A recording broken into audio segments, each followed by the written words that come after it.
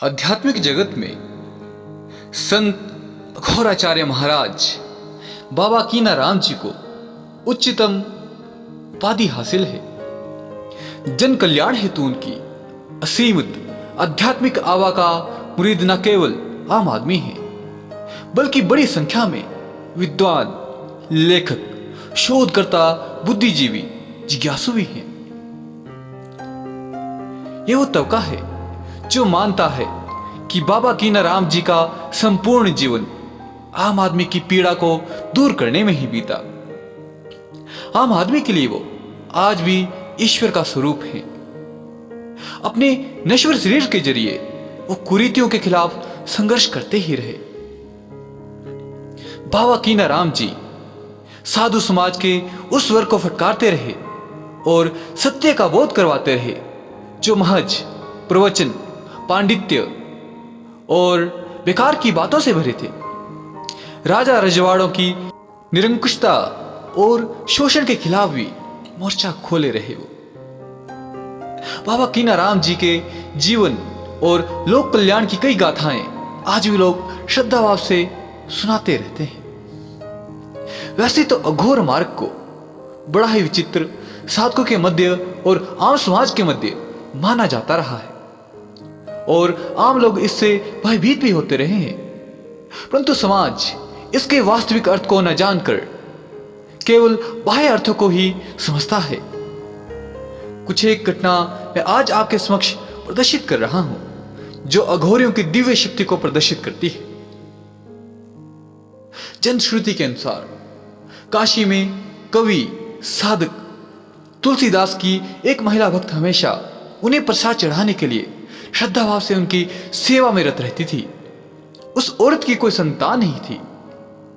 काफी दिनों तक सेवा करने के बाद उस औरत ने अपने पूजनीय तुलसीदास से संतान के लिए प्रार्थना की। तुलसीदास ने अपनी साधना के समय अपने इष्ट प्रभु से इसके लिए प्रार्थना की, मगर तुलसीदास के प्रभु इष्ट राम ने उस औरत को कई जन्मों तक संतान न होने के संकेत दिए। तुलसीदास ने उस सेविका को अपने प्रभु का संकेत बता दिया। सेविका दुखी मन से वहां से निकलकर रोते हुए 80 शिवाला स्थान वाले रास्ते पर अपने घर की तरफ बढ़ रही थी। उसको रोता हुआ देखकर किसी ने कारण पूछा तो उसको सुझाव दिया कि शिवाला स्थित क्रीम कुंड में संत कीनाराम जी रहते हैं, तुम उनके पास जाओ और प्रणाम कर उन्हें अपना कष्ट बताओ और निश्चय ही तुम्हारा कष्ट दूर करेंगे। कोई और सहारा न देखकर वह महिला क्रीम कुंड स्थल की ओर बढ़ चली। उसने देखा संत कीनाराम धुनी रमाए बैठे हैं। महिला ने बाबा कीनाराम जी को प्रणाम किया और अपना कष्ट रोकर बताने लगी। उसका कष्ट सुनते ही अचानक बाबा कीनाराम जी ने धूनी की जलती लकड़ी उठाई और 4-5 बार उस महिला को दे मारा।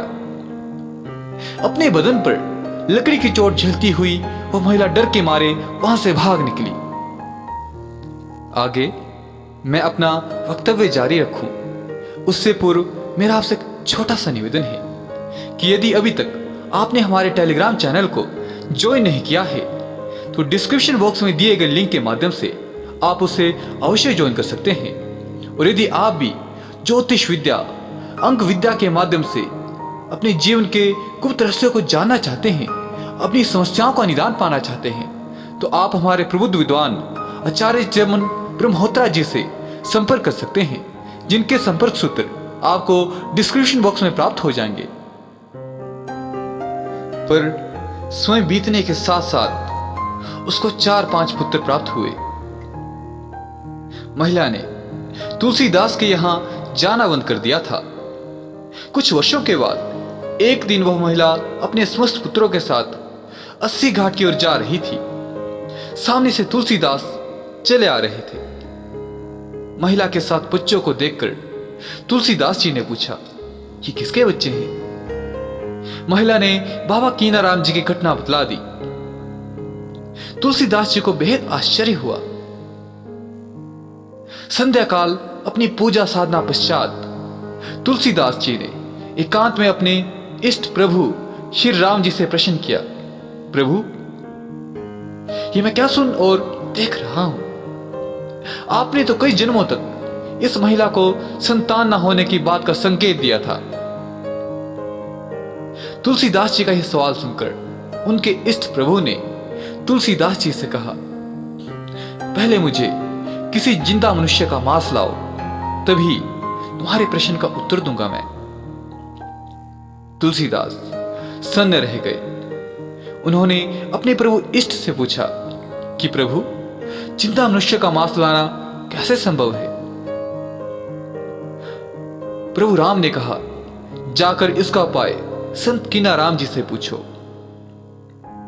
अपने इष्ट आराध्य के आदेश को सुनकर संत तुलसीदास शिवाला स्थित क्रीम कुंड पहुंचे और तुलसीदास जी के पास जाकर इसका समाधान पूछने लगे।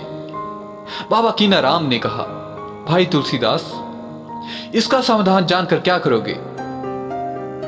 इतना कहकर बाबा कीनाराम जी ने अपने बदन से मांस के कई टुकड़े काटकर संत तुलसीदास को दे दिए और कहा, ये ले, जाकर अपने प्रभु को दे देना। तुलसीदास ने प्रसन्न भाव से बाबा कीनाराम जी के शरीर के ताजा मांस के टुकड़े ले जाकर अपने गुरु को दे दिया और कहा, यह रहा ताजा मांस, और अब मुझे मेरे सवाल का जवाब दें प्रभु। प्रभु राम ने कहा, तुलसी, ये ताजा मांस तो तुम्हारे पास भी है, पर तुमने नहीं दिया। जैसे कीनाराम ने अपने शरीर का मांस काट कर दे दिया, अगर उसी तरह उसने उस महिला को संतान भी दे दी तो इसमें मैं क्या कर सकता हूं? अगर संत कीनाराम रेख पर मेघ मार सकते हैं, विधि का विधान बदल सकते हैं, यही अंतर है हम सामान्य जनों एवं अघोरियों की पूजा साधना पद्धति में। अघोरी जब साधना क्षेत्र में उतरता है तो वह अपना सर्वस्व ईश्वर को न्यौछावर कर देता है, अपनी देह के प्रति भी मोह नहीं रखता, अघोरियों के वचन को नहीं काटते। यदि ऐसा समर्पण एक सामान्य साधक में भी हो तो क्यों ना ऐसा संभव हो कि वह किसी के भी भाग्य की लकीरों को बदल दे।